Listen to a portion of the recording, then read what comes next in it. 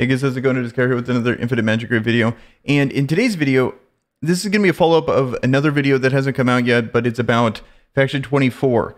And I just got wrecked in that video, as you guys saw. But this, I've spent a lot of time trying to fix it, and I figured I've spent so much time on this. Let me just talk about the thought processes I had. I kind of made some breakthroughs, but I still haven't beaten it yet. Very difficult content, really frustrating, and I think I have the solution, but I just don't have the gear for it. So I want to talk about what I did to change it. So first concept you guys need to understand, if you guys don't know already, is all the dungeons, this is in exception to Ifrit, all the bosses in Faction Wars, Tower of Mark, and normal dungeons, but Ifrit's the exception, they all cap at 2,200 speed. Okay, and then so what happens is 2,200, well, he's the only exception. So like, let's say Gwyneth, 2,200, and then it goes down by 20 points all the way down. So we're stuck on Faction 24, so that's 2,080 speed. Okay, and then we need to understand the boss here. So let's go to the boss. His moves. And you're going to start facing this boss, and I want to say 21 is when you get to him. 21, is that it? 21, maybe 20? 20 is... Okay, yeah, 21 is when you're going to start facing this guy. And this is what his moves do. So the cool thing about him is he doesn't ramp. Like, he doesn't have a scaling mechanic, which I think makes him actually beatable. If he had scaling damage, we'd be screwed. But his first move on a 3-turn cooldown is going to be Eye of the Abyss. It deals 400 attack percent damage to all enemies. Afterwards, slays enemies who are currently lower than 10% HP. So this is a big nuke. It does a ton of damage. For example, I have like a 500,000 HP Catherine with 60% shield and consolidation on everyone. And for the most part, it just takes out the shield completely. Also, another thing, too, is he has some amount of crit rate. I don't know how much crit rate he has, but he has some amount of crit rate. When he crits, I've seen him crit upwards to 700,000 crit, and that was on my Sigmund, who has one of my highest defenses. So it's the critting is the issue, where it's like you could kind of manage him, but if he crits, you're kind of screwed. So that's one issue. It's on a 3-turn cooldown. So the idea was, I already did this in the one that I failed a ton, where it's like, okay, I need to match him. But I had 2,200 speed, or like 2,217 on my Catherine, which is way more than I actually need for this encounter. But it's nice for Tower of Mark, because I'm on Tower of Mark 29. And then it's also nice for dungeons. If I want to scale up in the dungeons, I can go all the way to 30 if I wanted to, which I'm capping at like 27. Is probably 27. I think I'm on 28 on one of them. So those would be like 2,060. The only one that I'm actually kind of close on is Tower Mark 30, which would be the 2,200. It makes a massive difference to go first because you get to stabilize. You get to put your shield down first. And if you don't have that, he just one-shots you. Just straight up one-shots you. So you need to have Catherine go first. And I don't know how the other factions are going to be able to do this because stage 24 with Catherine, it's an E3 Catherine with exclusive... or E3 Catherine, meaning that I can do my consolidation 2 and my shield on top of each other, and it does a shitload of damage. But the cool thing about having that on the exclusive 3 Catherine means that I can go multiple times. Or I can go multiple times, which means that I can then keep that shield on a 3-turn cooldown pace. So I can keep up with his big nuke. Then we got to worry about another AoE that does less damage. Let's actually go back to it. So the other AoE adds a bleed, but it does half the damage. So we can actually kind of survive that. Then he has the auto attack that does 300%. This is the thing that crit my Sigmund for 700,000 damage. So this can hit pretty hard. So that's the thing we got to worry about. And then I was like, okay, Sword Harbor Guards don't have many options. Besides having the amazing characters in Sigmund and in Catherine, other than that, also I do want to keep in mind he crit and did that. Sigmund takes less direct damage. So so I want to say that the crit damage of the bosses is crazy, but the crit rate is so low that maybe that's why they do so much insane damage. But even a non-crit does a lot too. Okay, so if we look at this faction here, we don't have speed down. We don't have turn meter manipulation. Pretty much almost all of these characters are trash here. The only two that I'm considering, well, there's three I was considering. We have the Verto. We have Reliant or Ross. So, okay, where am I going with this? Okay. So, point being on being able to keep up with the shield, I wanted more shielding because that's pretty much the thing. Can I get shielding? And not only shielding, can I get shielding on a 3-turn cooldown? Because then that would mean I can keep pace with whatever move that he's doing. Because before, I had Catherine go first, and everyone else was slower than the boss. So they wouldn't be able to keep pace even if they did have a 3-turn cooldown. But I was like, okay, do I have a shield on a 3-turn cooldown that can keep up? And the only answer that I have is Sigmund here. His A2 here, 20% HP shield. We're going to be putting a ton of HP on him anyway. So this is about a third of the effectiveness of Catherine's shield, essentially, because I have him about the same HP as Catherine here.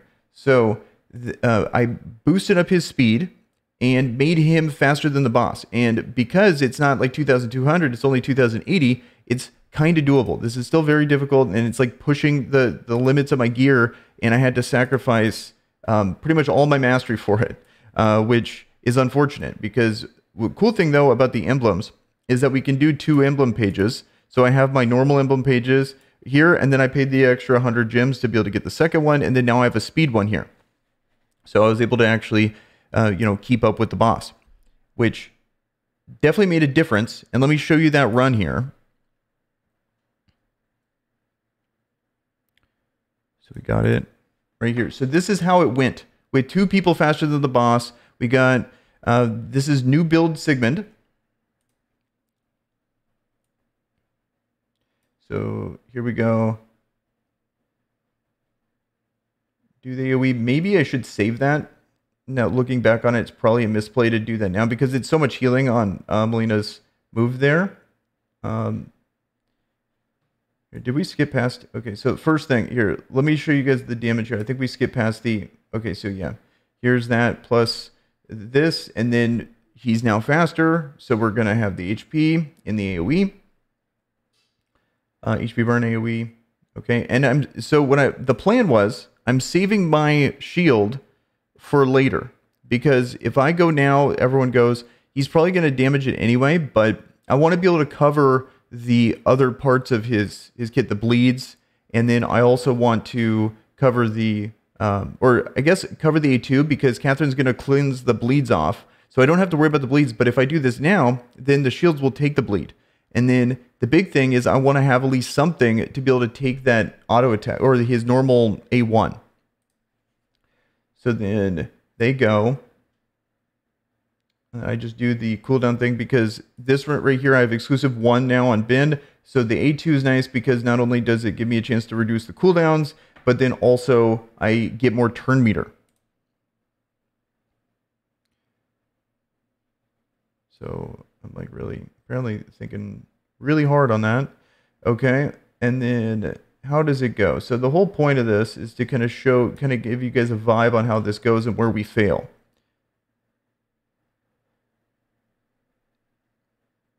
So this is where I was debating on when to use the shield. And I believe I use it now. Yeah, so like in that case scenario, what I'm going to be doing is timing my shield on Sigmund with his A2. And then we got Melina here. Get at least a little bit of healing. Imagine if that was actually like a lot of heals. This is something that we can't really control at the moment, is the carry coming through. If we had a better healing out of her, then I think this could be nice. Another issue is that she crit there, which you saw just how much damage that did. It's absolutely insane damage. So this right here going to be moving on to carry. She's kind of like the wild card. So notice how I'm ready to go here. Even though the A2 is on a 2-turn cooldown and this is on a 3, they come up at the same time, so he's always going to prioritize the ult. We don't have to worry about him switching. And so then these guys are tanky enough to... We still have a little bit of shield left, which is nice. And then let's see how much damage that was. So non-crit damage. So 300,000 as a non-crit. So maybe he doesn't have much crit damage. So here's the damage here that we can, expect from him if he does not crit, which I think is potentially doable. Even though this is a ton. If we didn't have the shield, we're just dead. And this is the damage that he's doing with Consolidation 2. So this is 60% less damage than he normally would do. This is why people just die immediately if you don't have Catherine going first. This is wild. So then basically we know Carrie's probably dead. Maybe I'm just like, okay, well, she was not. Which, luckily, she didn't do that much damage, and we have another HP burn on her anyway. But notice how I start to slowly take a little bit of damage. You're seeing the damage kind of creep in here. Even though we got the shield and it covers the auto attack, it's still kind of creeping in a bit. So we get a little bit more healing. This is a Recovery Horn Aura almost maxed. So I'm one away from a max Recovery Horn Aura. So maybe the more healing is going to come up. Maybe the only healing I really need is Catherine. It's just I don't have enough off of that. Maybe I can put like a healing effect on her mark or something to like fully max the healing of these people every turn. Because that's how we end up dying here. So like I feel like this is stable because we're not pushed for turns. We still have 100 turns to go. He does not ramp anymore. The only thing we got to care about kinda is Catherine coming in and screwing everything up. That's the big issue there. So it's not fully stable. And my health pool obviously is lower than I would want it to be. But the routine of this is kind of there. Imagine if we had Melina still alive and she can chip in and heal a bit. And Zia was already dead before this. And I put a lot of investment in Zia, and I really don't think she does much in this. It's more about surviving and healing and then trying to chip away with the HP burn. If we didn't have an HP burn character, this would be absolutely hopeless in my opinion. It's just not going to happen. So see how they're still surviving. We get the healing there. We get a little bit more healing here, but they're still not there. She comes up and kind of is a nuisance, but how much damage was that? It's not nearly as much. So 87,000. Like that's not even close to what the boss does. So we don't really need to worry about her too much. But when she crits though, it's kind of a big deal. Okay, and so this is where it's bad. So notice how we just don't have full health. And then just through chipping away on the A2 and the A1, we're not healing 100%, and that's what caused us to lose and die here to the A2. So I think we made progress here. Even though this is very difficult content, I think if we can beat this, then this is going to apply to a lot of parts of content in the game. I feel like this strategy we can probably take into other bosses and stuff. If anything, maybe not because we're relying on the fact that he's not ramping. But because of this, the things that I'm realizing is maybe it's not worth investing in Zia, which kind of surprising because mainly like she is nice on the waves and I do like having her there. But I think a person that would be even more useful but is just super hard to gear, easily one of the most gear-intensive characters in the entire game, in my opinion, is Melina.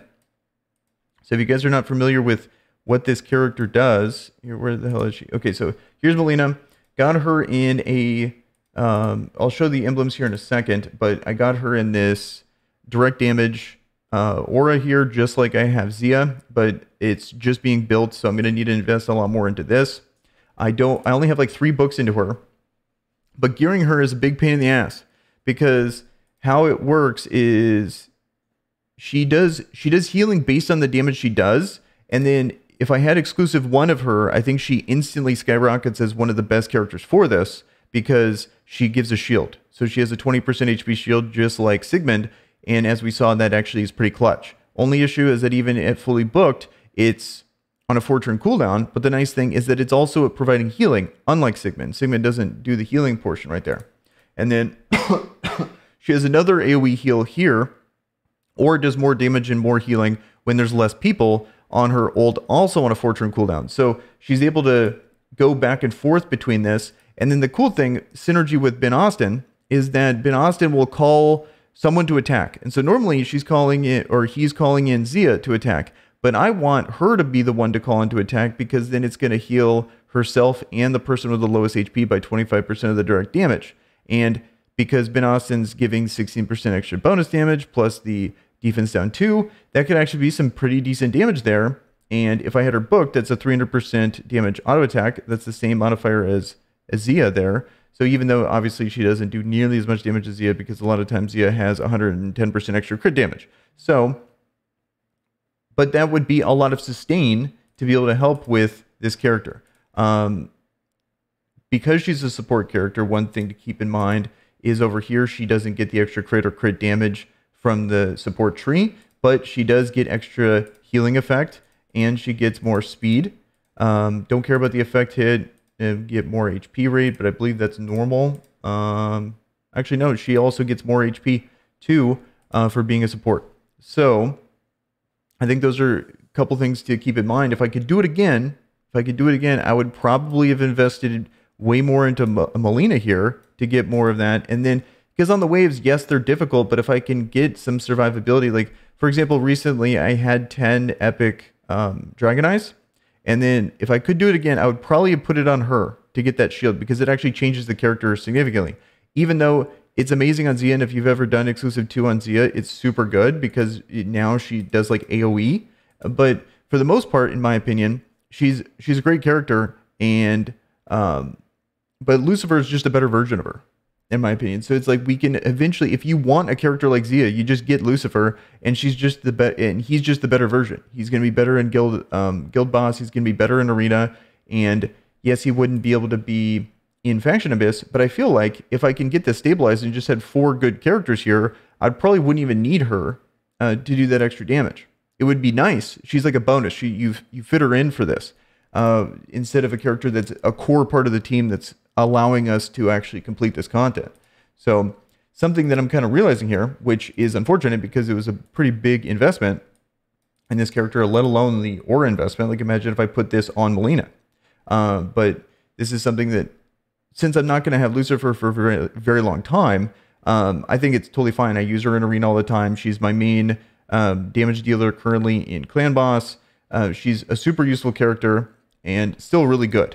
It's just, I'm really tunnel visioning on Faction Abyss. I've put a lot of resources into this and I want to beat it. It's more of like, instead of being like super efficient, I just want to take on the challenge of this really hard content. That's what I think is fun about these games, is doing this. And I really like how this game doesn't have any silver cost for moving gear, because I'm moving gear all around constantly, because I'll find myself throughout the week, I don't play that much. I do a lot of autoing. I'll do my Mark Tower. I'll do my arena. Well, I say that as I have like, 50 tickets in arena, but mainly I do my Faction Abyss. I pretty much have been autoing 21.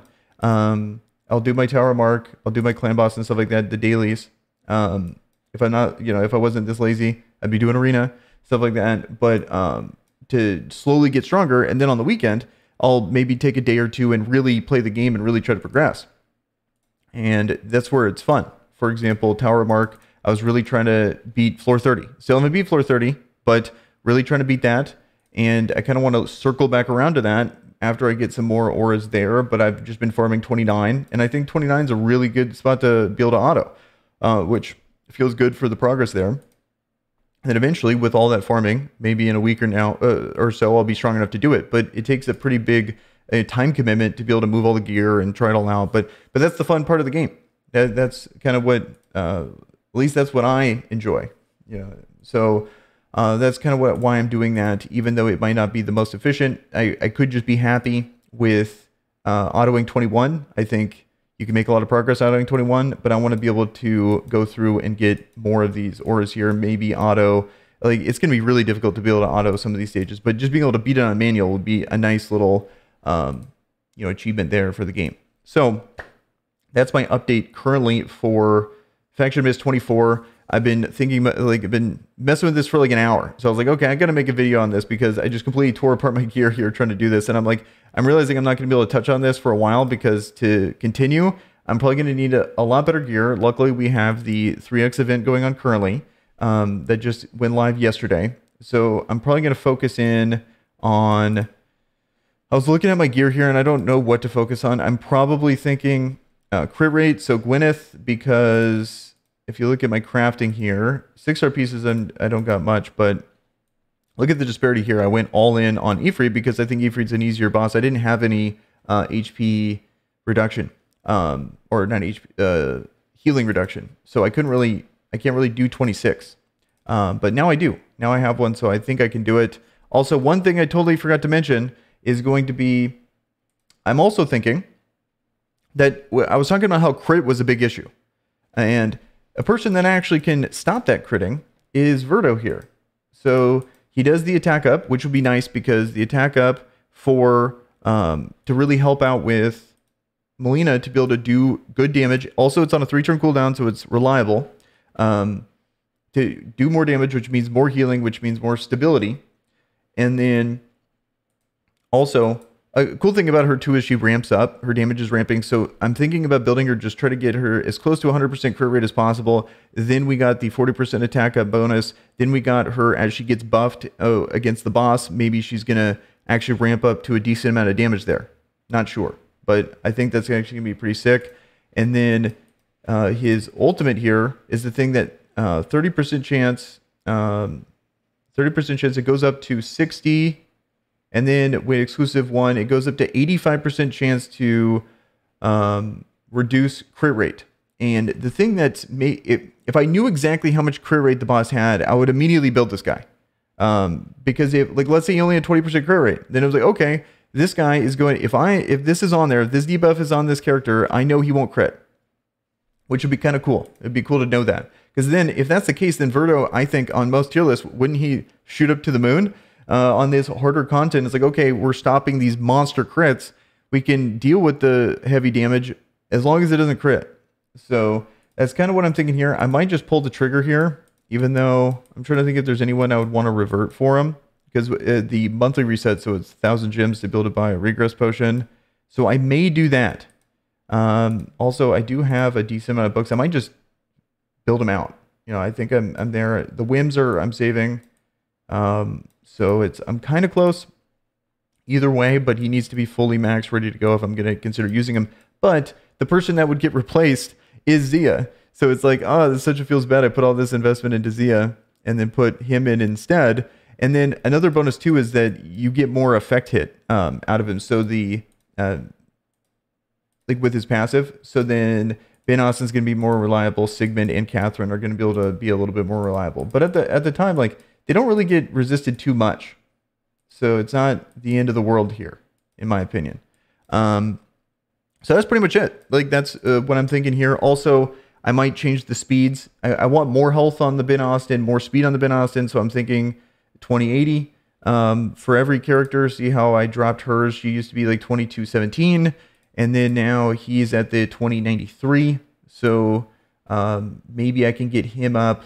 And then what would be cool, another thing now that I'm thinking about it, because the big thing is getting the effect hit and the speed and the health. Very difficult. But with Verdo, I might be able to get the speed because his passive here grants all allies 14% more effect hit when Verdo survives, when multiple skills increase this. So it's 18% right there. And then I believe it doubles. There's something where it doubles it.